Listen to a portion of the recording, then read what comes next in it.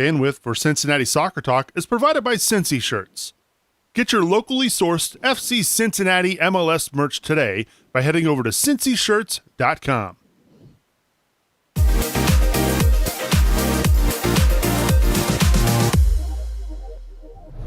Hey, what's going on, Cincinnati Soccer Talkers? Welcome back to another live edition of CST. Pleased to be with you, coming to you live from the Cincy Shirts studios. Lots to discuss this week as FC Cincinnati still has not found the back of the net in what seems like forever. They lose 1-0 to San Jose over the weekend. It was a rough week for the Orange and Blue if you couple the fact that they lost to Philadelphia in the middle of the week as well. So lots to discuss this week. There's a lot of talk on social media. There's a lot that's been going on. This is your chance, FC Cincinnati fans, to have your say tonight. We're going to be opening up the Kings Hammer Hotline. So get in touch with us, 513-399-KICK, 513-399-KICK. Our own Rob Pierce standing by ready to take your calls. Do you have questions about tactics, formations, what's going on with the Orange and Blue? This is your chance. I've seen a lot of tweets, a lot of social media people getting out there with opinions. So this is your chance to really have your say tonight here on the show. Let's welcome in my cast of characters this week. I'll start first and foremost with Brad Weigel, fresh off his derby party. Brad, how are you?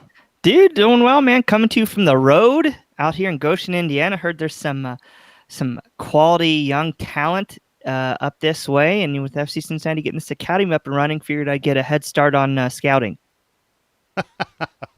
All right, then. Well, it's good to have you back. I know you're refreshed. I know you really enjoy that derby party every year, and I know you've got some really, really fresh takes this week on what's going on with the Orange and Blue. So good to have you back. It's also good to have back the Wolfman, Bill Wolf, in the house. Bill, how are you? I am good. I'm good. I don't know if you'd heard, I joined the TIFO design team, so I'm working out some designs for a new TIFO for this Saturday. It's going to be pretty simple. You know, I mean, we don't have a lot of time, but this is like my first idea. I don't know what you guys think.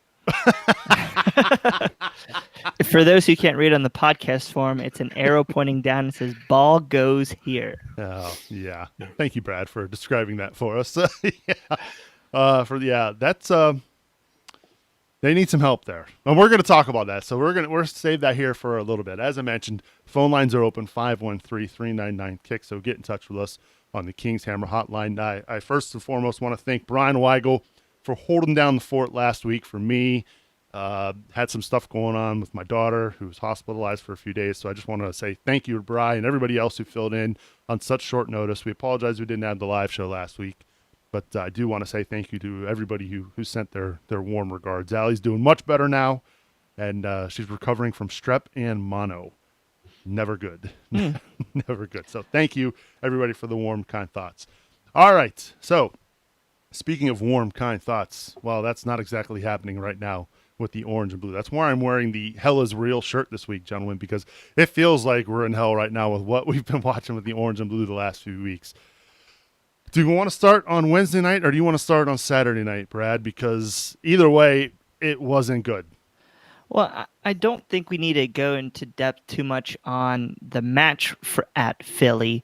It's just 2-0, and it's just another poor performance from FC Cincinnati. But I guess the biggest thing that came out of that, and you can stop me if you plan on getting to this, but I think that's key when we're going to talk about Saturday, is that post-match, Alan Koch had a lot of heavy-hitting words to say to in his post-match commentary, basically saying that he needs more quality in the squad. We don't have enough talent, essentially paraphrasing what he said, and he needs better players to execute his vision.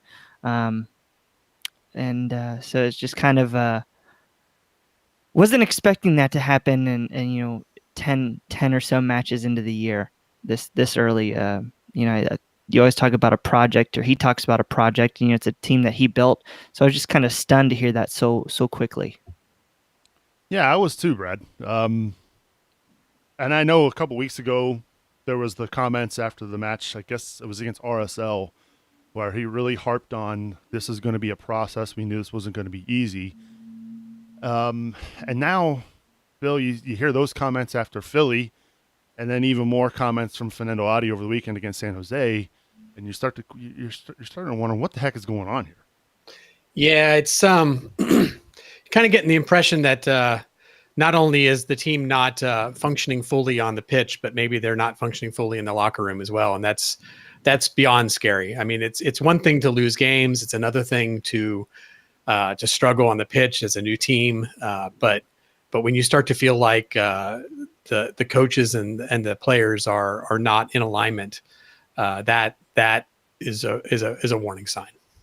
And to me, kind of circling back to Wednesday, and I know we're going to get on to Saturday here, but the biggest thing to me about Wednesday night's comments with Alan Koch is that he's always talked about this is a team, this is a project, and he's always harped on chemistry. He wanted to defend well, he wanted to make it hard for other teams to score, he wanted to build a cohesive unit, and just for me to see that on Wednesday night, for him to question his players publicly 10 matches in without taking the responsibility himself, that's got to sit poorly with a lot of those players in the locker room. And maybe that's kind of where some of Fernando Adi's comments came after the match Saturday night. No. Yeah, he makes a big deal about character and things like that. So, yeah, it definitely seems like, to come out and essentially say this team isn't good enough,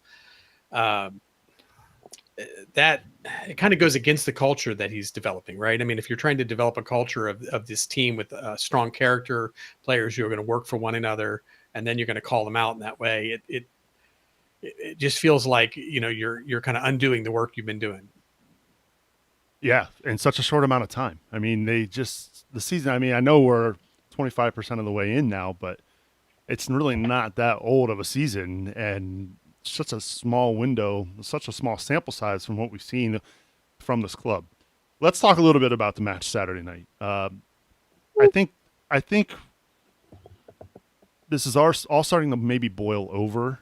We saw it on social media Saturday night. We saw it Sunday night. FC Cincinnati, for the first half, they gave up a really bad goal, right? I mean, that was a poor goal to give up off a set piece. Nick Lima, basically unmarked, is able to bury the ball in the back of the net. A lot of people questioning whether TT should have been in goal versus Spencer Ritchie, who's been playing fantastic, especially after what we saw Spencer do Wednesday night against Philly, who single-handedly kept them in the game. I don't know if we can necessarily blame Ritchie for that goal, or not Ritchie, but TT for that goal. There are all kinds of factors that led into that. Yeah, let's step back and just take a look at the start of the match. If you look at just the first half only, San Jose won 8 of the 9 5-minute possession gaps by large margins. The one that they didn't win was almost a tie. So there's just really a lot of frustration with some of the intensity and some of the positioning of FC Cincinnati. That gets into this goal. So you're talking about Nick Lima's goal, and whose fault was that? Well, first of all, just let's explain what happened there. San Jose won a corner. They took it short, and then Nick Lima, who's playing right back, he's just kind of allowed to walk into the picture, and you just see the two guys in the short corner pass it out to Nick Lima at the corner of the box. He's unmarked, and first of all, he hits a cracker. You've got to give him a credit for just a wonderful goal, but I think that goal is inexcusable. FC Cincinnati was so slow to the ball. They were especially in the first half, they kept sagging, not putting any pressure on San Jose, and they just let them control the match. And case in point with this Nick Lima goal, you took the short corner, Nick Lima was given the ball. You had Kenny Save and Frankie Amaya kind of slow to react, and then he had a wide open lane past TT, and chalk it up. It was a heck of a shot, but just you got to show more urgency and passion. You've got to know what your defensive responsibilities are there. You just can't let a guy come into the top of the box unmarked and have a shot like that.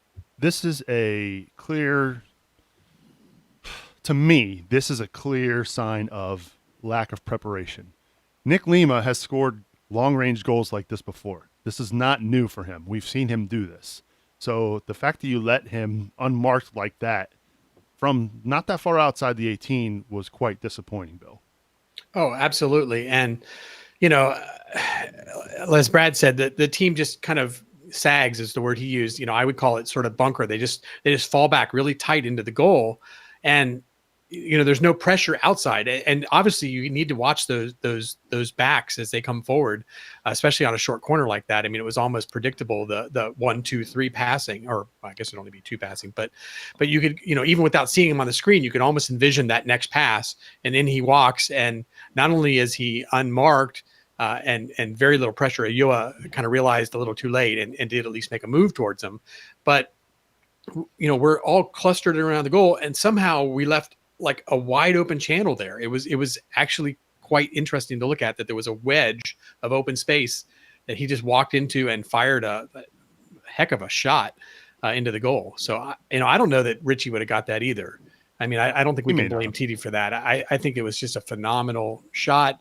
I don't know that, just goalkeepers can't save everything, right? Sure. I mean, so sometimes those things just come and you got to do your best. But I think letting him take that shot in the first place was the mistake.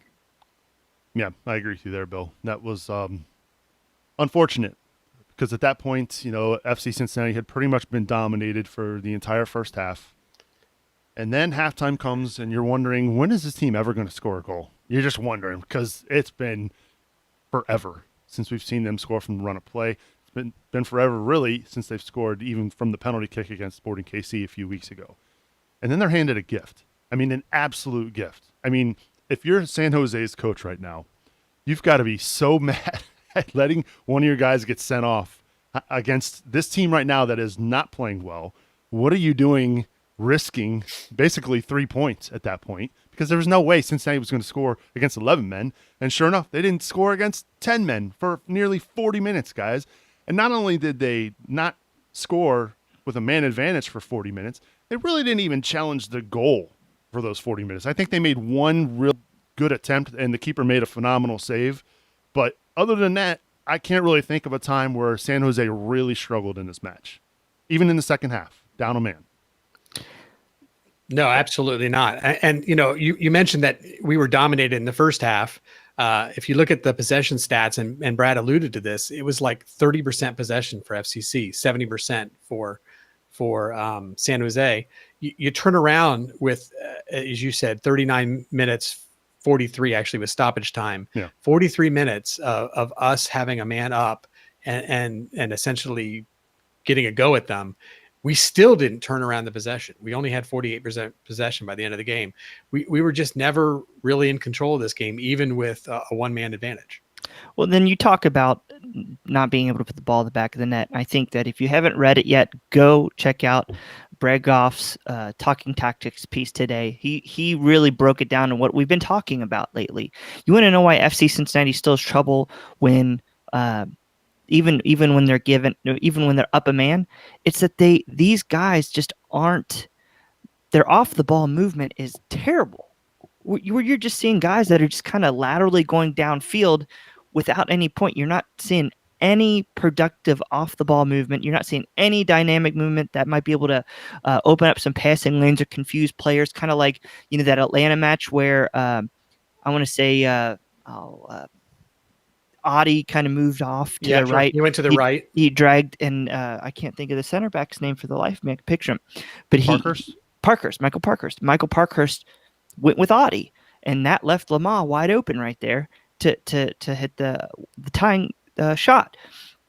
We're not seeing any of that off the ball movement, and that is just basically allowing a team that's down a man. They can just sit back. They're still pressuring us because, you know what? Jackson Yule had a hell of a match for them, and they were able to still create some chances even down a man, but they really didn't allow us to have the ball. They pressured us. They kept their defensive shape. And if we don't have any off the ball movement, we're not going to create any space. So we just kind of set up right into kind of almost our defenses, where we had 21 crosses, 4 of them in the first half, the rest in the second half. And we weren't, Fatai Alashe had 2 that he put on frame. Daniel Vega was a beast. He made 2 great saves.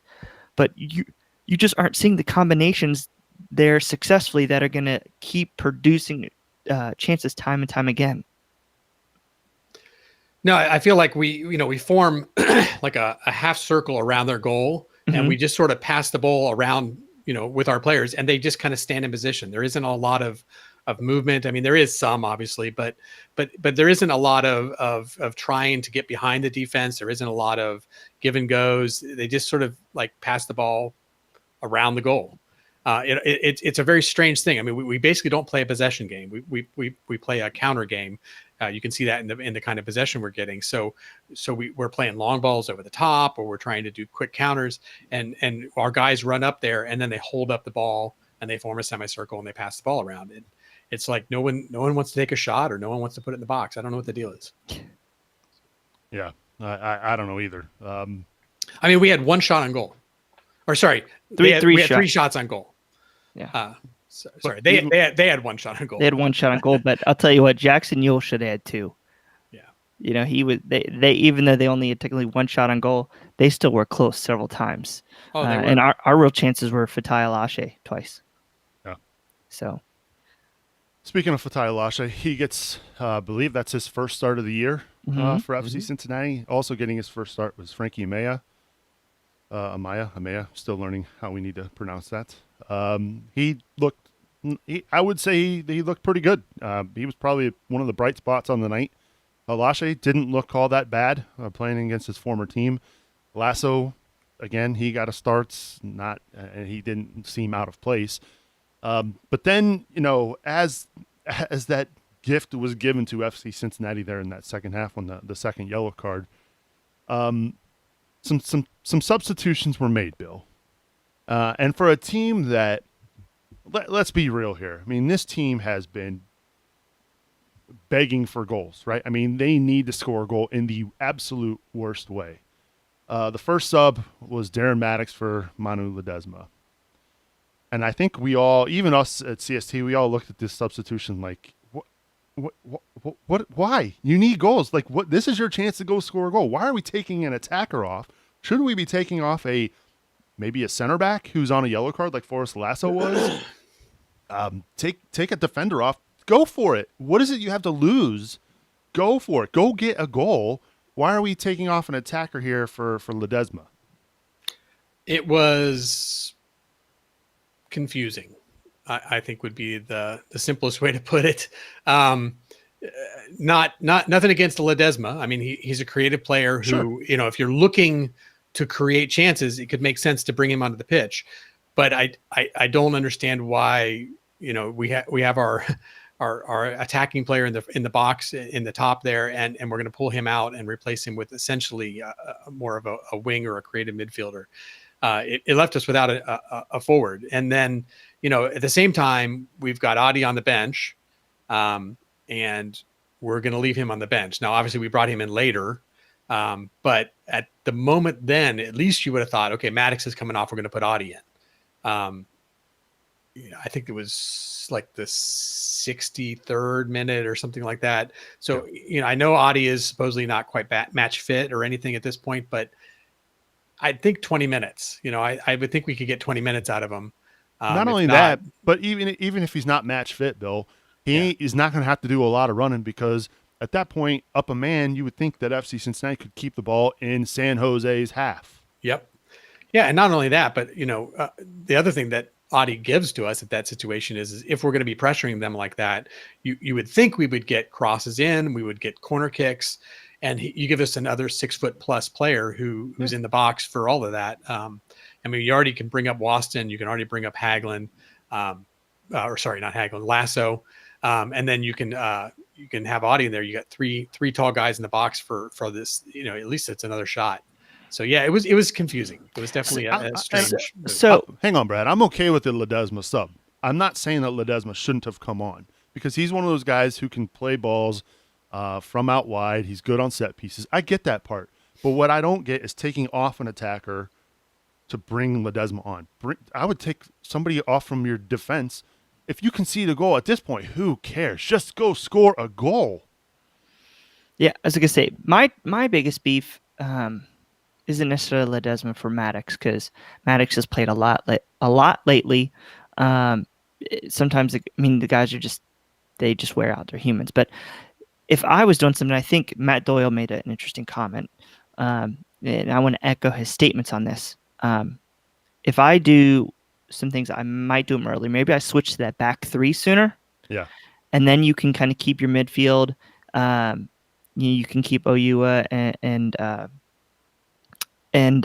Caleb Stanko in the match, and then you can push an extra player up forward. You can use some of your wings, so that way you kind of still have two central midfielders if something happens. But I think that what they were making the point is that we still, if you're going to go with the back four as long as we did, we basically brought in Audie in the 80. At the 79th minute, so he basically played a little more than 10 minutes. I think what I would have done, or what I would like to have seen, is maybe get Stanko and pull him out. So maybe you swap a defensive midfielder for another attacking midfielder. So maybe you put Kakuta Mane in instead of Stanko, and you just tell Oyua, you stay back, you act as that last resort, and then everybody's go for it. And then you can maybe start to tinker around that. I don't have an issue with the Roland Lamah for the Frankie Amaya. That's pretty logical sub. I just think that I wish that would have happened sooner. And I think that if we would have had an extra attacking midfielder in there, it would have allowed us to hold the ball up in their attacking third with better regularity. We still created some chances, but if we just continue to put them under pressure, under pressure, that's going to open up more chances. And so that's just my biggest beef is I would have liked to have seen a move there. And that way you sacrifice some of that defensive shape, and then you can just continue to put those guys under pressure, because there's 10, they're down a guy. You have to step on their throat if possible. You can't wait to bring in a target forward till the 80th minute when you remove the other one in the 65th minute.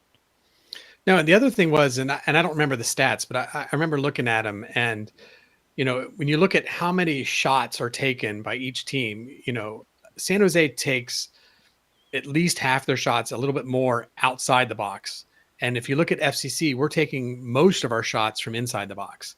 And, in the situation that we're in, where you're talking about they're down a man and they're starting to bunker a little bit and we're getting more possession to go at them, trying to shoot from inside the box with, 8 men or 9 men behind the ball isn't really very effective. So, I can see bringing in a Ledesma and trying to do, something where you cross the ball in and try to do some headers and things like that. But it just seemed like, we took away one of our targets in the middle. So we reduced our possibilities of doing something like that. And that, Lamah, I agree with you. It was a logical thing. Mane, I could see as well, but both of them are more speed players.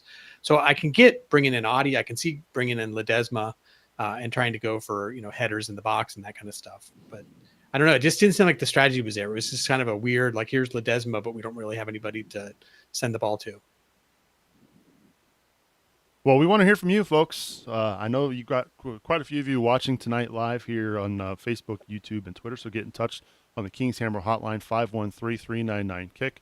513-399-KICK. Rob Pierce standing by, ready to take your calls. We've got phone lines open, so get in touch. So, yeah, I mean, look, I guess my biggest beef is for a team that's desperate for a goal. It just felt like the substitutions didn't signal go for it. Am I wrong in thinking that, Brad? I still think that the moves were offensive subs. I just would have liked to have seen a little bit different package. So I still think you went for it, because I just didn't. You know what I'm saying? Yeah. They're attacking players. I just don't see how those pieces fit the puzzle at that point in time. I like Roland Lamah. He's incredibly tough to take the ball off of. I can see why you brought him in. And then, at the end of the match, we brought Kendall Waston up, and he had a couple chances as well. He kind of played that other center forward spot in the last 5 or 10 minutes or so. So I think they still went for it. I just have tactical issues with how they tried to go for it. Okay. And which I think is, it's a fair point. No. I wasn't, when I watched the match, I wasn't that upset. They're just things that I would have done differently. We got a few comments here in our chat. This is from Sam Castile. It says, look at how frustrated Safe is on the pitch. We hear about some of the frustration off of it. Addie's comments, I think, as a first impression, is that there is a divide between players and coaches in the front office. And this is also from Frankie. He says, you're seeing a team full of defensive-minded players with no overall clue how to attack, Bill. Any thoughts on that? For sure we have, like 100 defensive mids. I do think though that, Lamar, Mane, Maddox. I mean, Maddox certainly has proven he can score goals. So I think there is some offensive minded players on the team. I mean, we knew going into the season we were going to be a little weak in that area, but at the same time, it just feels like they're not working together. And it's like individual effort. They all want to win, they all want to do something, but somehow they're trying to do it themselves, or something's holding them back. It seems very strange. There's a disconnect somewhere between their capabilities, and we saw some of that, Atlanta and the Timbers, where there was some very nice pairings at times and some nice ball movement, and then now all of a sudden it's very stagnant, very predictable. So yeah, I agree at some level, but I mean, I think these guys have some clues how to attack. I think, somehow the overall vision of how they work together isn't there. Yeah. Sam also chiming in saying, I still don't think we have seen our best 11 on the field at once, Brad. Well, until we get Greg Garza back, which is not in the foreseeable future, as far as I know, it's not going to be out there. But I kind of want to ask to talk to you guys more about Fernando Adi's comments at the end of the San Jose loss, if you got a second. Yeah.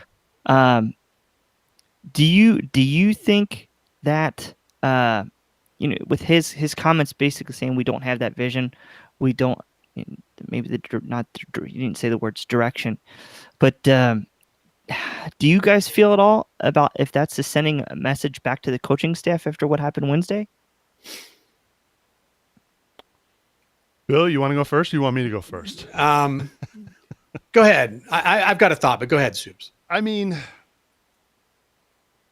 this isn't the first time we've heard Fernando Adi make some comments, right? I mean, he pretty much made it known during the offseason that, attacking wise, this team was not up to snuff, right? I mean, he wanted a 10. Right.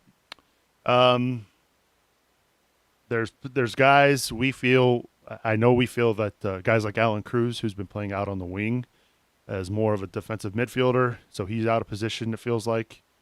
I don't know. I think that you could probably certainly construe this as a message sent based on what happened Wednesday night. Clearly there's a disconnect, right? I mean, when we watch this team, and I know this is comparing apples to oranges, but when we watched this team a year ago, guys, they look like they were having fun out there, kind of, maybe. I don't know. But this year, it feels like it doesn't feel like there's a cohesion, and I know they're new. I get that part. But it doesn't feel like, I don't know. I see Kenny Safe reacting the way he does, and it just, something's not right. Something's not right. And I don't know what it is. Is it the coaching? Is it the tactics? Is it the players? I don't know. But whatever's happening right now, it's not fun to watch on the TV. It's coming across as guys just standing around not knowing what to do, and it's frustrating. And if I'm frustrated, I can't imagine the frustration they're feeling right now. So it's hard for me to pinpoint it, but the fact that you've got the coach coming out saying what he's saying already, you've got players saying what and even tonight, Kendall Waston with his social media post about believing in his teammates, and I don't know, he didn't say anything about coaching. So, Bill, I don't know. I don't even know where to go with what's going on right now. Yeah, there's been a lot of interesting public bonding within the team. I mean, I think Richie came out and was talking about how he believed in the team. Waston has done the same. I feel like Hagelin has done the same. There's been a lot of this, like, we're a good team. We believe in each other. We can make this work. But there's a line between the team and the coaching staff. You don't hear about them as a unit. It seems like it's separate. Direct response to you, Brad. I don't think Adi was sending a message. I think Pat Brennan, who is the one who interviewed him, asked him a question and he answered it honestly. Is kind of where I think it was. I could be completely wrong on that. Maybe there was more to it. On the other hand, I feel like given the opportunity and the question that was being asked, I feel like Audie felt it was his role to say something. And here's why I think that. Audie has obviously been in a lot of crap lately. A little bit. Yep. Right. I mean, humbled, humiliated. I'm not sure what the right words are. Embarrassed. And he's got to come back and he's got to convince his teammates to accept him. He's got to convince the coaching staff to accept him. He's got to convince the fans to accept him. He's come out on The Athletic and some other news sources and made public apologies and acted very humble. Right. That is not the guy that I think a few days later turns around and says, hey, this isn't working out. Right. I mean, he put himself up against some decisions being made by the coaches. And that this is a guy fresh off of kind of a problem. So for him to do that, I have to think, did he feel that he needed to speak up as somebody who is visible and has been a face and a voice of the team in the past and a leader? Let's be fair. At the beginning of the season, Audie was acting as a leader. He was directing on the field. He was very vocal, very energetic, and he was stepping into his role as the leader of this team. Not necessarily captain, but a leader. And maybe he felt that, he should voice some of the concerns that's coming out. So that's where I actually get concerned is I feel like for him to say something at that moment puts more merit to it than if it was somebody else, just because of the situation he's in. I'm really interested in what you guys are talking about with Kenny Safe. Because I've noticed people are calling it attitude issue. I just think he's got higher expectations of what's supposed to happen on the field. And I'm not really going to jump down. I know PB was kind of jumping on him on Twitter a little bit about a bad attitude, and I'm not at practice, so I don't see that. So maybe, Pat can share some extra knowledge there. But, kind of with him and Audie, I think why you might see these guys acting out a little bit is because they're a different level than some of these guys, and I think they're expecting some of these runs to make, and maybe some of these runs aren't natural to our players. So you talk about out of position, maybe talk about lack of tactical awareness. That's all a big reason why you'll see frustration. But again, I still think the locker room is tight. And I'm talking just player specific, because you see a lot of the guys on social media hanging out. You see them bonding. You see in all different kinds of videos out there. They look like they're tight and they're still playing for each other. I don't think that they've given up at all.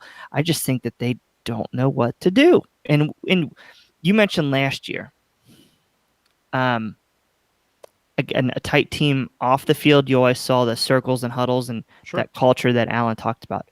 But you still saw a lack of direction, especially when you came up against the top teams like the Red Bulls and Louisville City and Nashville, some of the teams that are harder to break down. When you don't have a financial plan, you can't necessarily pull off individual moments of brilliance, which we, made that little saying famous. But so I think that's why a lot of fans are frustrated 11 games of the season and are calling for a possible catch out. Whether that's fair or unfair, I'm not going to get into. But I think that's a big reason why you're seeing a lot of heat on Allen, is that we've seen issues for 2.5 years being able to offensively do something that's consistent and repeatable.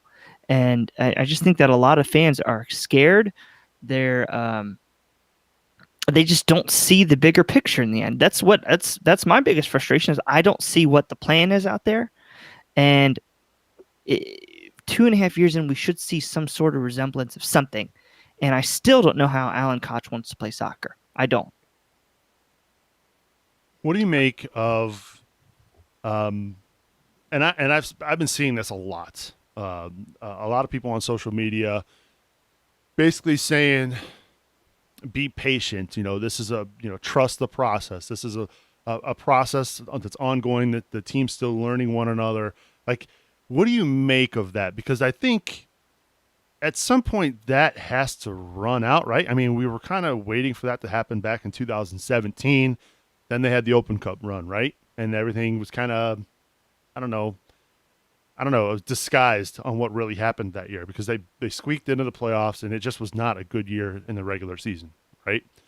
Then last year, the best team money could buy in USL and struggled in the playoffs. In fact, if you want to get technical, didn't even win a playoff game. Yes, they advanced because they tied, won in a shootout, but they still didn't win a playoff game.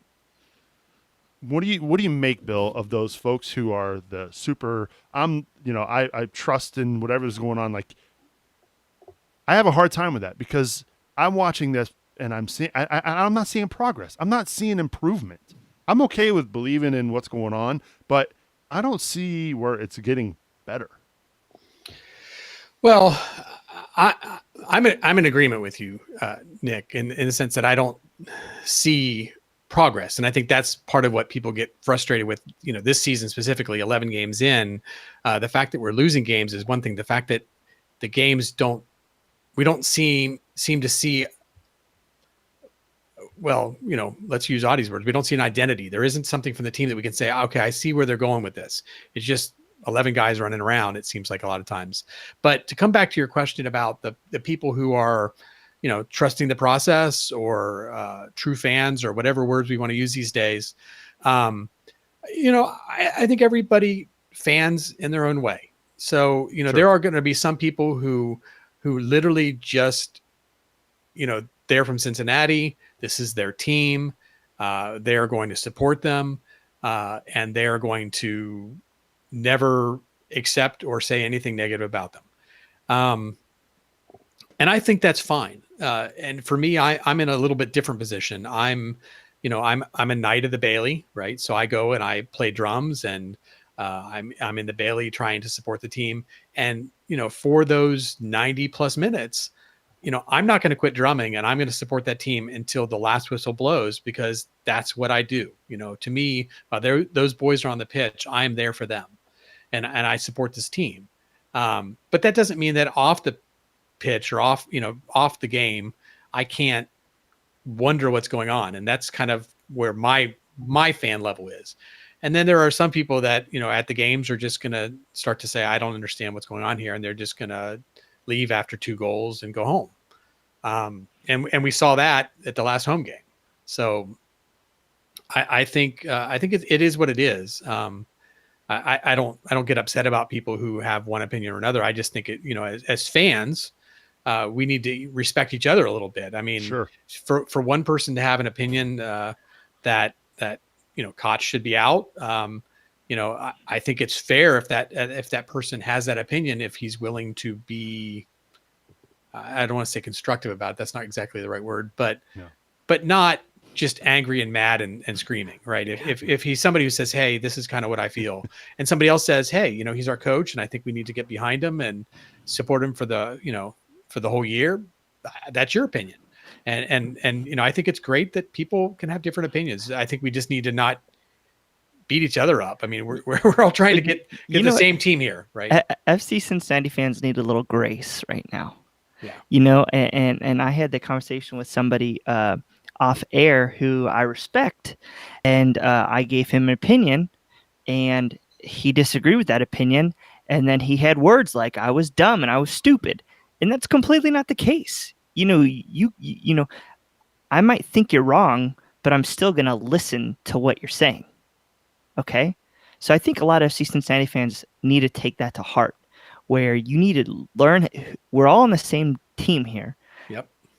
And even though you might disagree, because it's all analysis, is all opinion based. It's no right or wrong. I think, in such a politically charged environment like today's time right now, basically everybody's shouting at you. If they disagree, you're an idiot. And that is completely wrong here. So FC Cincinnati fans, that's what I'm going to encourage everybody. Just have a little bit of grace, listen to your fans, but then you still support the team. There was a thing on Twitter this week, I want to say, somebody was talking about, FC Cincinnati fans jumping off the boat. I don't see anybody jumping off the boat. everybody's still supporting this club. They just want to see the things go the right way. Right. Now, just because I think FC Cincinnati fans, we are realistic. We're an expansion team. We understand that it's going to be harder for us because we don't have players that cost 8, 10, $20 million like some other teams. But we still have an expectation of a style of play that we'd like to see, or at least a style of play, a direction, a path forward. And we haven't really seen that. We've seen individual moments of brilliance and large moments kind of carry us, like the Open Cup and otherwise difficult 2017. And last year, a lot of stellar individual plays that carried us to the title, but then we were found out against the top tier teams. I just think that FC Cincinnati fans right now are knowledgeable. Actually, I think they're extremely knowledgeable, and they don't want to go down that path. And I think that's why you're seeing a lot of these hashtag Koch outs, whether that's fair or unfair, or not. So I guess the question I've got to ask you guys is, we've seen enough soccer in our lives to know when players and management, maybe bicker's not the right word, but they exchange these words through the media, right? How does this get better? How does this get better so that everybody's on the same page and that we're seeing progress, Brad? I mean, what has to happen? There's such a loaded comment right now. You want to know what has to happen? I think you need to start listening to what Bobby Warshaw said when he was on the show at the beginning of the year. If you're going to defend, you need to defend as a team and then counterattack. The roles need to be defined. It took a while for, our first couple weeks. We kind of had some of our guys, some of the roles were defined, but I think that if we're going to play like that, if we want to have a strong defensive midfield, we need to have that strong defensive midfield, but then our guys need to tactically know what's going on going forward. We cannot continue to keep playing Alan Cruz on the wing. They called him Tico Conte. Okay. You know what? Conte sucks on the wing too. You got to move him inside, put Lamont and Mane on the wings, put Adi up top, and let Safe be that number 10. Okay, so all of a sudden now you got 4 guys in somewhat natural positions. They can go forward. And then I think we got to kind of scrap that Alvis Powell experiment right now because he's just not doing it on the defensive side of things. And I'm okay with Hoyt in the back. I think he's at least going to give you some defensive cover. But I think you just need to stick with some of these guys and keep their tactics in that identity. Okay, and then let the front 4 guys work on their off-the-ball movements and let them find different spaces. But they need to start knowing what they've got to do instead of having 11 individual players in the team. They need to start playing as one. I want to get Bill's thoughts here in just a moment. I just want to remind you that we do have the Kings Hammer Hotline open. So if you want to chime in and have your say, please do so. 513-399-KICK. We've got a few on the line as well. Bill, I'll let you chime in here real quick, and then we'll head to the phones. I'm not going to say much different than what Brad just said. So not a lot of reason to talk. I mean, I agree. Play people in their natural positions. I think Cruz is a DP, and we're playing him out of position, which seems phenomenally weird. I think if we're gonna play a counter game, which I think we are, then when we counter, we need to counter. I don't understand the hold up play that we do on a counter. To me, it seems like if you're doing the counter, then you need to teach your front 4 to get in line together and move quick and get up the field and make something happen quickly. Lose possession and come back and bunker again. But you can't be in a situation where you're trying to counter and then possess in the final third.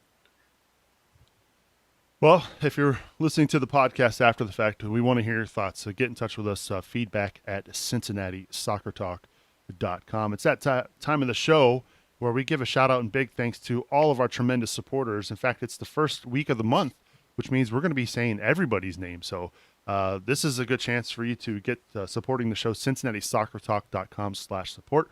Our thanks to Kings Hammer and Tim Bronsel, Matt Adamczyk, Mama Subs, Brian Malone, Jamie Smed, Jonas Tom, Jack Emery, Mike Bowman, Kathleen Francis, Teresa Everidge, Matt Imholt, Matthew Long, Joe Coling, Tara Mullins, sorry about that, Tara, John Davidson, Patrick Lonnie, Dave Tangler, Alex Yersky, Claire Hughes, Carl Feit, Scott Griffith, Josh Leese, Kevin Johnston, Greg Harrell, Jack Doyle, Doug Ross, James Denbo, the Cincy Superfan, Tom Grabo, Tim and Tina Harris, Chris Howard, Sarah Spriggs, Paul Hecker, Michael Winland, Mattis Brumback, Courtney Rice, Scott Party, Joe Collier, Richard Rolson, Christina Sharma, Nate Hale, and Brandon Jones. Adam Alexander, Chima John, Mike Berryman, Andy Rosen, who, by the way, Andy, thank you very much for the... he sent me a Manchester City soccer ball. I'm sorry, it was Manchester United soccer ball, but he wanted to rub it in that Manchester City beat United. So, Andy, thank you for that. I appreciate it. Jeff Egan, Joseph Wells, Becky and Matt Ryan, Stephen Buckridge, Gary Randolph, AJ Stork, Alec Mackey, Jamie Lay, Angela Cardwell, Anthony Zawoski, Scott Kaplan, Colin Rink, Jason DeBrewer, Robert Finley, Arthur Oliva, Scott Wilson, Stephen Haldeman, Wesley Jackson, Dave Dorsey, Corey Finneran, Nick Roth, Austin Spiker, Brad Baker. As we get to the final page, Mitch Autry, Matt Weirman, Chris Hubbard, Michael Muchler, Brian Homan, Troy Reinemeyer, Alex Naughton, Mark Newenschwander, Stephen Brashear, Mike Hudson. Mike Hudson sucks. He's a good fan of the show. And Brian Newton. Thank you so much for your support of Cincinnati Soccer Talk. We really do appreciate all of our awesome supporters. To learn more again on how you can support the show, head on over to CincinnatiSoccerTalk.com/support. All right, let's head over to the phones and welcome into the Kings Hammer Hotline, good friend of the show, Kevin Wallace. Kevin, how are you, buddy? I'm doing all right. How are you guys doing tonight? Hey, we're talking soccer on a Monday night. It doesn't get any better than that. I tell you what, I say that a lot, but I certainly mean it. Yeah. I'm right there with you guys. So I think I want to offer up a perhaps a devil's advocate argument here. And I got to be honest up front, I'm not even sure I believe it, but for the sake of the conversation, I'll throw it out there. Okay. I will make the argument that Alan Koch has done absolutely nothing wrong, and we need to have more faith in him. And here's my evidence. Last year, we were saying very similar things as we are right now, up until about May 26th, where we just lost to Louisville 2-0. Mm-hmm. And everybody was wondering, could Alan Koch handle this roster? You know, we spent all this money on this team. Can he handle it? And then he didn't lose another game in the regular season for the rest of the year. That is what Alan Koch did for us last time. 2017, you'll remember, he took over the team at literally the last second. He became the head coach the day they got on the plane to head to Florida for preseason, which is kind of a tough spot to be put in as a coach. And all he provided was perhaps the best sporting moment in Cincinnati history. I think it's important to remember that this team was doing incredibly well at the beginning of the season. And if Koch is going to get credit for the team playing poorly, he ought to get credit for the team doing well earlier in the season. And to the point about, is the tactical plan there? FC Cincinnati, if it's ever had an identity from the very beginning, is that it has a large target striker up top. This is Sean Coley. This is Danny Koenig. This is GB Fall. Maybe not quite Ledesma, although Ledesma definitely played that role, but then we brought in Adi for the back half of last year. And the only player on our roster that fits that role is Adi, who hasn't played since the first half of the Portland Timbers game until last Saturday. You've got guys like Greg Garza, who we spent a ton of money on, hasn't been able to see the field very well. And if you're going to argue that Justin Hoyt is just as good as Greg Garza, I'm going to take your soccer credentials. So I really think that Koch has, when given the opportunity to fully implement his system, has only provided good things for Cincinnati. And I don't think the missed passes, I don't think the sporadic pressing is on him. I think these players are missing their marks, literally and figuratively, in a lot of cases. We're not getting blown out in these games. We're losing 1-0, 2-0 on fluky goals, to be honest. So I'm not ready to throw out the game plan just yet. I think most people are missing the game plan. You talked about Allen last season, and we were still talking in August, even though they were on a great run. We gave them credit for that run, but we were still talking about, what was happening on the field, and they were getting a lot of individual moments of brilliance, that talent that, you're talking about that roster, which he built that roster. So you give him credit for that. But you saw that roster, the talent won the matches. I did not see a system that won the matches. So that's why we're worried about now when we're in a setting where we're not going to be that Yankees of Major League Soccer. We're worried about how this is going to come through. So, yeah, he got those results last year, but we're still missing a system. We're really missing a system this year. I think the biggest problem that people are seeing is that they don't see a long-term path forward. And, I mean, maybe you can tell me what you think that is. I just don't see it on the field. I haven't seen it since he's been here. I do understand he's had a lot of difficult moments. I understand that he really had to build 3 different teams in 3 years. But I think he definitely should be on notice right now. Kevin, where are the goals going to come from? I mean, that's the biggest question right now, right? I mean, who's going to score the goals? Because we got a half a season out of Audie last year, and I don't know. I kind of think he was a little underwhelming personally. I'm sure a lot of fans felt that way.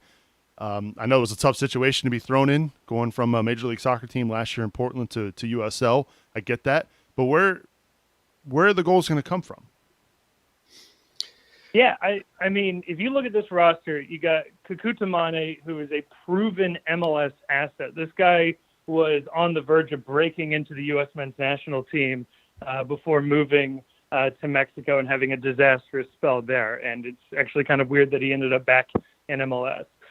Lamar is a proven MLS goal scorer, 10 to 15 goals a year the last couple of years, plenty of La Liga experience. You got Fernando Adi, who has been traditionally one of the best strikers in this league, is our big DP up top. And he's only had, 3-4 games that he's actually got to play in so far. Then you throw in a guy like Kenny Safe. You take one of the better playmakers from one of the better teams and one of the better leagues in Europe. I mean, there is plenty of attacking options. And then you throw in, just for funsies, USL MVP and all-around point getter, Emmanuel Ledesma. I mean, where are the goals going to come from? Well, there's 4 guys that can probably do it. So, give me a Bertoni wonder goal every once in a while. We got something to cook with here. But you just named 5 of those guys, and they've all been playing except for Adi. So what's right. going on? So to me, these guys are missing their marks. How many times has Maddox pinged one off of the crossbar? Sure. Or off I'll give you that. There. We're talking about fractions of inches between him being, 4, 5, 6 goal scorers so far this year and him being a bust. Okay. So I'll point to you. What about Kakuta Mane? When's the last time he's been close to scoring a goal? What about Roland Lamar? I mean, I can't even remember the last time he even had a shot on goal. It just seems like there's something's missing here. I think Kevin said it. There are ingredients here. There are ingredients to cook with. Yeah. That's what I see. I think that's what a lot of the MLS soccer guys like Bobby Warshaw, Matt Doyle, and David Goss have seen, that there's talent here. You said they're proven players. I agree with him. But they're not being put in their places to succeed. They're not being put in the right positions. There hasn't been a system of play. Now, these guys are talented players. They should know to be able to make runs on the ball. They should know that, but they still need an overall direction. We're just not seeing it. They need an idea of where to go, and I don't see that coming in. And then when you add playing players out of position, that makes your margin so thin. I think if you look at, you want to talk about last year, and Ken Hecker just put an interesting thing up. He said, last year our season-long expected goals was almost equal to the expected goals we season. We didn't really blow away the opponents on the XG side. Our players, the Ledesmas of the world, they took their chances better, and that is what happened. That's what happened. That's what a lot of the analysts have said. That's why we did so well, and we had that we scored 71 some goals. This year, we're just not seeing that. You're not seeing those individual moments able to occur because the talent level is equal, and there's just not a system behind it. Bill, you've been awfully quiet. I want to throw it to you. I think I would let's give Kevin the benefit of the doubt, and let's say there's a system in place that it involves a large-bodied 9 up top, and let's say that the players are talented enough, so we have what we need. So I would ask the question to Kevin: do you believe at this point that if all of our players were healthy and Koch could put his best 11 out there and we had Audie playing, that we would be winning games?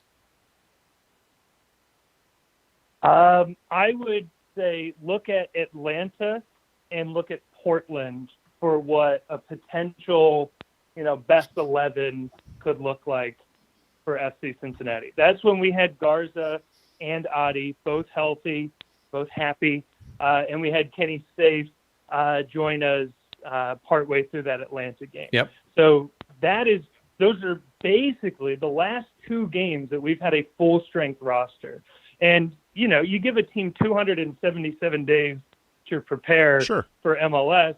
Yeah, it's not going to be the deepest team in the world. And yeah, we were paper thin, but at its full strength, I mean, we went toe to toe with Atlanta and we embarrassed Portland. And Portland, I mean, sure, they got off to a slow start. They're not a bad team this year. Fair enough. But we've had they're definitely talented. But one of my biggest issues as well is not that we lost to or not that we drew Sporting KC. My biggest thing, is that when we didn't get these results against these teams that were weak, that is a huge deal to me. We are dropping points again. We're not going to have we're not going to play against Piatti this week. We're letting these opportunities go. So I actually feel like the talent gap isn't that massive, and we're still not getting the results. So that just goes into everything. I'm just not seeing what's going on. But I do appreciate you calling in. I do appreciate you giving that take. And again, that's your take. It's not my take. I told you why I believe in what I believe. You told me what you believe, and I believe we just have a difference. I do want to at least say I'm not even fully convinced on this. I just wanted to make that argument, put that out there. Kevin just likes to argue. That's 100% correct. Well, which is good. We do appreciate the take, Kev. It's always good to play the devil's advocate. Hashtag content, boys. Yeah, no, for sure. There are people though that believe that way. So it's good to have that opinion expressed. So thank you. Well, thank you, Kev. We appreciate you calling in, bud. Did we lose Kev? You still there? Oh, no. He hung up. All right. We've got another caller here on the line. Let's go to Connor, who's calling from Georgia. Connor, welcome to CST. How are you? I'm doing great. Can you hear me well? We can hear you all right. What's on your mind? Not much. Just calling in to see how you guys are handling MLS and stuff. I mean, it's great to see that Cincinnati's finally got a team and stuff, but I just want to know from your guys' take, when's that big rivalry with the nut houses up north in that stinky town in Columbus? We've got a couple of months there in August. We've got a few games there. I think the first one is August 10th. I believe I could have that date wrong. And then August 27th, I believe, is the second date there in Cincinnati. So we're pretty excited about it. Well, that's great. So how is Cincinnati FC handling in Cincinnati? Like in Atlanta, I've been following ever since I was in high school until I graduated university, that I was always going on checking before we even had a team, before for the blank. But where does FC Cincinnati sit in the state of Ohio and Cincinnati? Is it above the Reds, the Bengals, the Cyclones? Where do they sit? It's a tough question. I mean, it's always going to be tough to surpass the Bengals. They're a pretty big team there in town. The Reds are always going to be the Reds. I mean, they're 150 years old. I mean, that's going to be tough to surpass that. But I don't know. I think that they're well on their way, Connor. And I would say the biggest difference All right. between the Bengals, at least the Bengals, in FC Cincinnati, because the Reds owners want to win, they just suck at doing it. Yeah. But Right. with FC Cincinnati, you have an ownership group that wants to win, that they're pulling out all the stops, and by and large, they're doing right by the fan base. I know there's stadium issues, but I think that's earned them a ton of goodwill. I think just like Atlanta, your ownership group has been very supportive of that team. You guys play in a first-class stadium. Arthur Blank has made the concession stands extremely reasonable. There's a great atmosphere going around there. There's a lot of the similar parallels where it's 2 hours, you're in, out, you're cheering on your city. It's a fun time. I think that's where a lot of your MLS one teams like your Revolution, your Red Bulls of the world, that's where they miss the boat. Their environments just aren't entertaining. Yeah. Well, we appreciate that. So I have a question. Oh, go ahead, Connor. Can I get one more question? Sure. It's more so about the future of MLS. With all this expansion, do you think MLS should maybe have like an MLS 2? Not so much of a pro rel, but where we have too many teams, we might become top heavy where the only like the LAs and the New Yorks and the occasional Cincinnati or Atlanta might make a top 5. Because if we get way too big, it's going to be like the NHL since they're going to Seattle. Do you think this expansion is good, or do you think they should maybe try to think of a way to incorporate a pro rel or a way to eliminate this expansion? Sure. Personally, I think that expansion is always great. Anytime you can improve the game and bring more fans to seeing top-level soccer, for me, I'll take that all day. I don't think they should limit their teams to 28, and they've already mentioned that they're going to go more. So I could see them potentially going as high as 40. It wouldn't surprise me. So for me, I think it's good. All right. All right. Well, we appreciate the call, Connor. No problem. It's Connor on the Kings Hammer Hotline joining us from Georgia. So we've got fans all over the place watching CST tonight. Good stuff. That was fun. Talking with Kevin and talking. Look, I don't want to say there's turmoil, but something's not right, and something has to get fixed. So hopefully that gets turned around. We did get some good news this evening before the show went live. FC Cincinnati is going to have an academy starting next year. That is a big deal, gentlemen. It was announced tonight that they will have a U15 team and a U16/17 team for next season. So, Bill, why would there be? Can you kind of clarify why they went U16/17? To be honest, I don't really know all that, but my understanding is typically the development academies kind of work in 2-year. I gotcha. Okay. Gaps anyway. So like 16, 17, 18, 19. And I don't know why 15 actually is by itself, unless that's just kind of an interesting thing because of high school. You need to be in an academy for 1 year to qualify as a homegrown player. So if realistically you're looking at getting an academy up and running, you won't really want to start. If you're an MLS club, it doesn't make sense to start at the 8-9 level. It makes sense to start 15, 16, 17 because realistically they're a couple years away. So you can get the player in if you miss them 1 year, you can get them in the second year. You get that year qualification underneath their belt playing in your academy. And then if they turn out to be a quality player, they can qualify as a homegrown. So it's a way to get it up and running fast. Long term, I think it's going to expand and go to all the youth levels, but it's a process. You got to take baby steps here. And I think if you're looking at the value of Major League Soccer right now and just how prominent youth soccer is with the roster cap rules, the homegrown players, that's not something that I see going away. So that's a way that you can try to fill that pipeline quicker. Either way, look, it's exciting, the fact that it's happening. I don't want to say long overdue because, look, there's a lot of stuff going on with FC Cincinnati right now with the stadium, the training facility. But the fact that they are finally making progress to having that academy is a big, big deal. So kudos to them for getting that going here for next season. Oh, man, we've got a lot going on, not just with FC Cincinnati, but with CST. Brad, we've got our live show next week coming to you from Buffalo Wings and Rings out east there on Ohio Pike. And we've got a special guest, Spencer Ritchie, joining us. How pumped are you? Hi, man. I love a good keeper conversation. Just got to keep them away from my hot dogs. It's going to be a good time. The show live next week. It's a special time at 7 o'clock. So we'll be streaming it live from Buffalo Wings and Rings. As I mentioned, we're going to have Spencer Ritchie there and a couple of prizes I think we might be giving away, Bill. Yep, absolutely. Buffalo Wings and Rings graciously is going to donate some gift cards to some of the people that are there. So we'll come up with some way to pick a name out of a hat or whatever. But we'll definitely give away some gift cards to Buffalo Wings and Rings. But even more special, they have a signed Corbin Bone jersey. So not only will we have Ritchie there, but we'll have a Corbin Bone jersey. No Corbin Bone, but a chance to win that.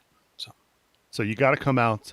Buffalo Wings and Rings next week, live from Ohio Pike. Yep. There, Anderson. Anderson. Yep. And guess what? I'm gonna be there. I'm finally gonna make it down to one of these Monday Night Live shows. So I'm gonna be there hosting the show. It's gonna be a good time. We're really looking forward to it. Stop out, say hello. The show starts at 7 o'clock, so you won't want to miss that. We've got March to Match Day coming up this week. We're going to be real quick before you move on. Isn't it like kids eat free or something, Brad? Do you remember? There's also like a bring your kids kind of thing, and you can get a cheap meal. Did we lose Brad? Yeah, that hotel wireless, there he is. I think, finally caught up to him. Yeah, he looks good. Frozen for a minute. All right. Just means it's time for us to wrap up. So we've got this week, March to Match Day, Tristan D'Amore. I hope I said that correct, from ProSoccerUSA.com. He covers the Montreal Impact. He'll be joining us this week on March to Match Day, which Brad and Boston have done a really good job of. So make sure you get subscribed to CST so you don't miss that. And, of course, we've got the Growler Cup presented by Omni Printing and Promotions, Bill. Yeah, we're just into it now. We're 2 games into round 2. So for those of you who don't remember, we do 9 games per round, and then we reset the scores each round. And that way, if you didn't have a good first round, or maybe you decided midway through the season to start supporting CST, you don't get punished for that, and basically have no chance of ever catching up. So this was a reset back at Philly, and now we're starting over. So we're 2 rounds in.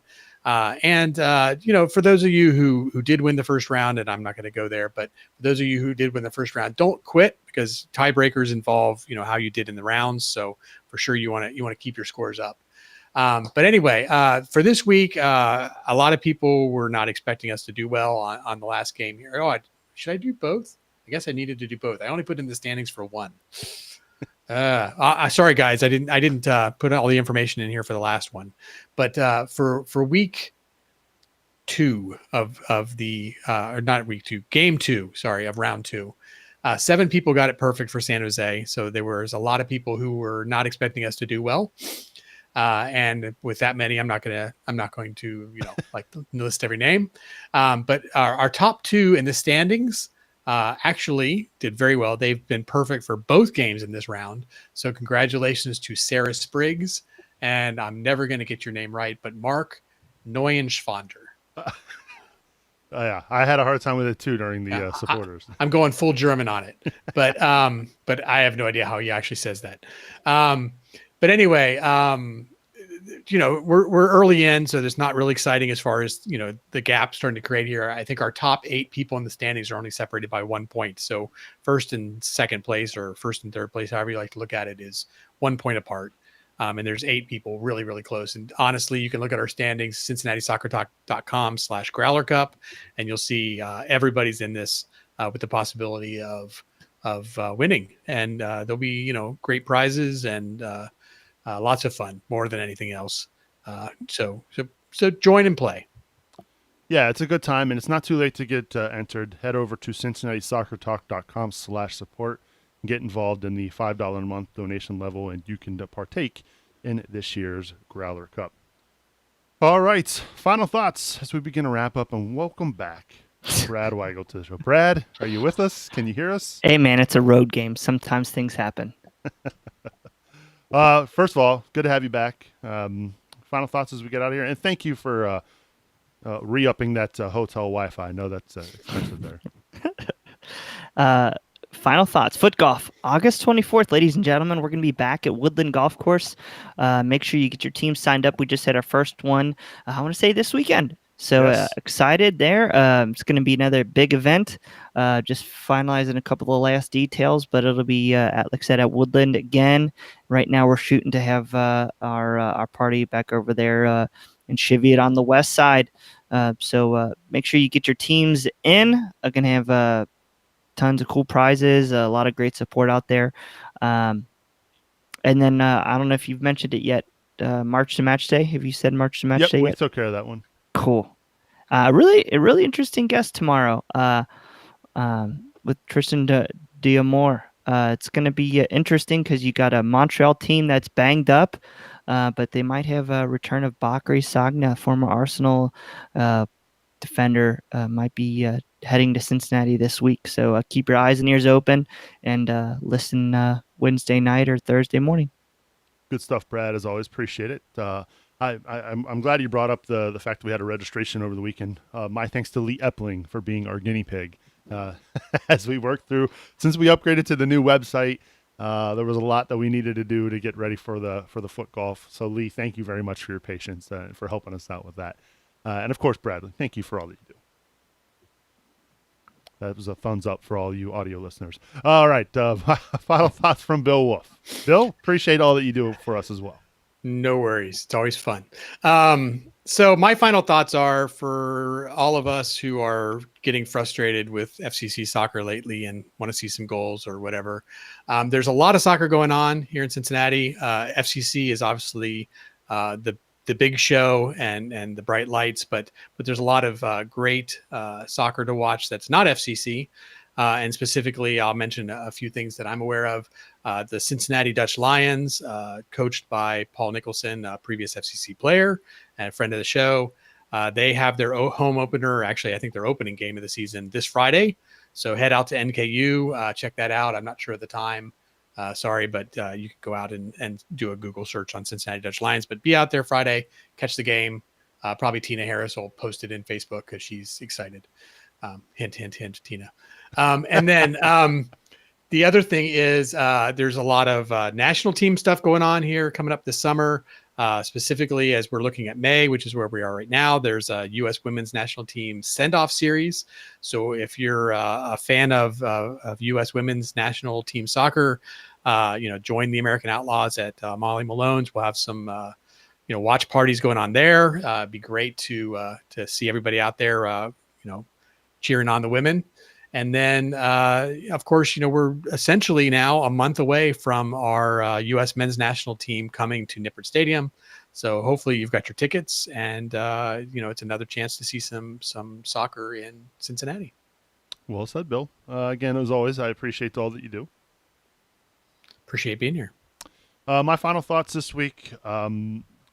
CST, we continue to grow each and every year. It's been a lot of fun seeing the new faces that we bring in, and we're able to provide you with some great content over on the website.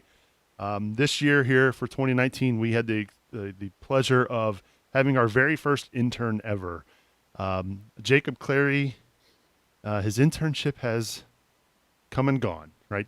He's graduating from Bowling Green here in a couple weeks, but his internship is wrapped up. So we want to send a big thank you to all that he did for us over the last few weeks. He's still going to be a part of CST, but his internship has wrapped up with us. So, Jacob, congratulations on graduating, although I guess that's still up in the air. You've got a few more weeks before finals. But, no, we thank you for all that you do. We're really glad you were on board with us. And if you are a college student interested in becoming an intern, hit us up at feedback@cincinnati-soccertalk.com. Brad, it looks like you wanted to say something there. Do we get to vote on him sticking around? I guess that's up for debate. I feel like a video montage is missing here. We should have done like a video montage of what, all his Slack comments about Liverpool. Yeah, Jacob, the intern, which I've never seen or met. Yeah, he we had the pleasure of going out to lunch a couple months ago, and he showed up in a Liverpool kit. That knocked him down a peg. But no, he's a good guy, and we are glad that he was on board with us. So, Jacob, congrats on There's that. still about 4 or 5 pegs above Man U right now.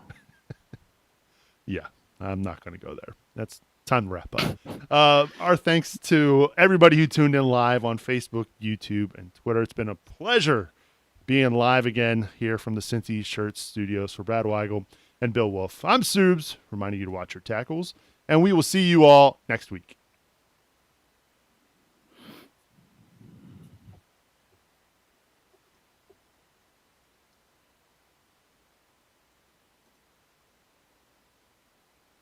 Hey, surprise! CST Extra Time. I don't really have any CST Extra Time questions because, well, Jacob is not doing the internship anymore. So he said, I got I'm it. out. Oh, you got it? You got questions for us, Brad?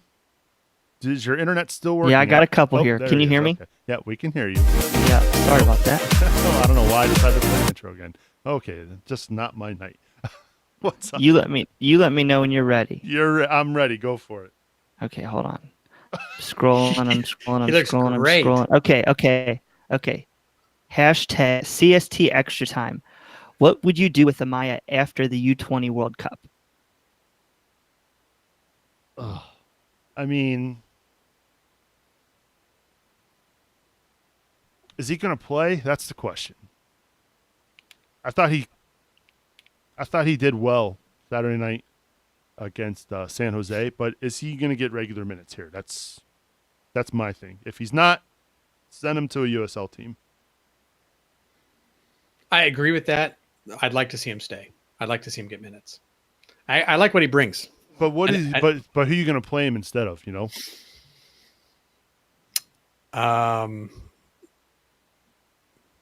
Well, I mean, I guess the question is what's minutes? I mean, is 30 minutes enough? You know, can we bring him in the 60th minute and let him play a game? But no, I actually liked what I saw. Not that the result was what I liked, but I liked what I saw out of him on the pitch. I think his vision is what he sees with the ball is beyond what a lot of our older players see. So I would like to see him getting more and more minutes, and I would like to see him growing and becoming a future face of this club. Yeah. I think it's a lost opportunity on our part if we don't find a way to make use of him. You got to think about the U20 World Cup, though. U20 World Cup is pretty much the biggest tournament for that age group, and all the big clubs around the world scout it more than any of the other tournaments. So you got to think about this. If he has a nice showing, you know, FC Cincinnati might actually be able to flip him for another asset, whether that's a ton of cash, whether if he does well, we could sell him for a ton of cash, or you know what, we can find out that we do have a top quality player, and we bring him in. So I think it's going to be a nice proving ground for Amaya at the U20 World Cup, and you know what, it's all on him. He's got the opportunity. I think he played well in the CONCACAF qualifying. But what's his best position? That's is he an 8? Is he a 10? Is he a winger on playing the 7 or 11? That's where I want to know what is his best position. I mean, I think it's soon to tell. He's 18 years old. He's only been a pro for a couple months, and he's still growing. He's, I think one of the things that he's shown right now is that tenacity, and he's a pesky little booger. He sometimes right now he's still a little raw. He gives the ball away, but once he turns that ball over, he's the first guy more often than not to win it right back. So I think Tab Ramos definitely has to like that. And you know what, if he continues to get minutes in this next month or so, I wouldn't be shocked to see him call up for that World Cup squad. And if you go after his fullback, he'll go after you. Yep. Yeah, right. About damn time somebody did. All right, next one is Liverpool is superior to Man U. Do you think that FC Cincinnati will play a friendly against an international team this summer, or has that ship sailed? If so, who do we think it might be? That is called the U.S. Men's International Friendly on June 9th. I don't think there's going to be a friendly this year, nor should there be. Just my 2 cents. 100% agree. Okay. So I think honestly, it doesn't always bear fruit to do them every year. I think it's kind of nicer to let them pause a little bit. I would personally like to see us wait until we get the new stadium, and then look into getting a higher quality team that has drawing power than some of the ones we've had for the last couple of years. I think they need to make these things special. I think Yeah, if you do it every year, it's just it's not special. the same. And we saw it in the last 3 years. They kind of decreased in, maybe popularity is not the right word, but it's just They brought in teams that people didn't know as well, and part of that was because of the schedule, and part of that was probably because we were USL, and part of it was because we were playing on turf. So I think we're an MLS team. You put a shiny new stadium, you put a grass surface, and then maybe you're talking about a big 4 or 5 out of the EPL or a Bundesliga team or something like that. Maybe the schedule is more flexible, and in the MLS, it seems like it's all over the place. So there certainly should be some opportunities to bring in some other teams from other leagues, and maybe we can get a team that excites people, that people really, really want to see, that they already know the name of, that we don't have to educate them about before they come to see it, if they come. I can't even remember the team we played last year. Oh, Valencia? I thought Or that was 2 Or years ago. no. Espanol. Espanol. Espanol. Damn, Yeah, see, what Potch's does that tell Club. you? Yeah. So Two more here. At Bob E.T. Jackson, do you start Hoyt before Powell? Hoyt. I don't even think about it. It's Hoyt. That's assuming Garza's still hurt, of course. Okay. Right. Yep. I don't know. I might.